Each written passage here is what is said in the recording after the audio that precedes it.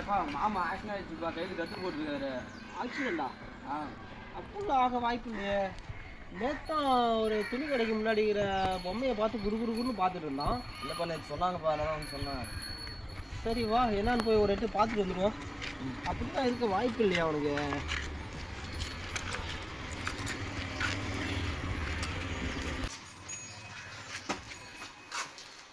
வாங்க மாப்பிள்ள, வாங்க மருமண்ணா. என்னப்பா ஆச்சு? எதோ ஆக்சிடென்ட் ஆச்சுன்னாங்க, கையெல்லாம் கட்டி போட்டுருக்கா? வண்டியில் வரும்போது வீண்டுட்டோம்பா. வீந்துட்டியா? ஆமாம்பா. இவன் என்ன பண்ணுவான் தெரியுமா?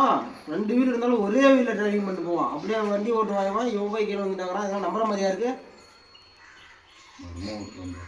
அட நம்ம பையன் தான்ப்பா, சொல்லுப்பா அவன் விடாம. பரவாயில்ல, ஒரு பொண்ணு வாங்கன்னு நினச்சிப்பா. ஆ நானும் ஓடி போய் பாஞ்சிட்டேன்ப்பா. ஆ பார்த்தா ஒரு 4 பேர் வந்து அடின்னு அடிச்சிட்டானுப்பா. ஆ அதுக்கப்புறம் சொல்கிறானோ அது கல்யாணத்துக்கு வரவேற்கிற பொம்மையாம்பா. பொம்பளை சொல்லுக்கு ஏண்டா ஏண்டா இதுதான் பாக்குற இடத்துலாம் பாயக்கூடாதுங்கிறது. நம்ம செல்லாத்தா பேர் இருக்கானே, அவன் பேர் என்ன? ரமேஷ்.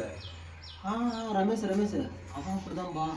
பக்கத்து வீட்டு ஆண்டியை பார்க்கறன்னு காம்பவுண்ட் ஏறி பிடிச்சி சின்னதாக காலில் ஒரு கேரளு அவன் பிடிச்சி செத்து போயிட்டான்ப்பா. இவ்வளோ பெரிய அடிலாம் இல்லைப்பா, போதும் அடிப்பா. ஆனால் அப்படிலாம் சொல்லாதப்பா. நம்ம பக்கத்து ஊரில் ஒரு பீட்டர்னு ஒரு பையன் இருப்பானே, அவன் எங்கே சாதாரணமாக நடந்து போனானா, சும்மா ஒரு கல்லில் அடித்து கால் கிராக் ஆகி போச்சுன்னு அவன் 4-5 நாள் பெட்டில் கிடந்தான். அப்புறமேட்டு 4 நாள் கழிச்சு என்னான்னு பார்க்குறேன், அவனும் செத்து போயிட்டான். என்னை வச்சு ஒன்றும் காமெடி பண்ணலையே. என் ஃப்ரெண்டுக்கு இதே மாதிரிதான்ப்பா, கை சுருக்கு ஆயிடுச்சுன்னா நரம்பு அடிபட்டு கை கால் வாங்காமல் போயிடுச்சு.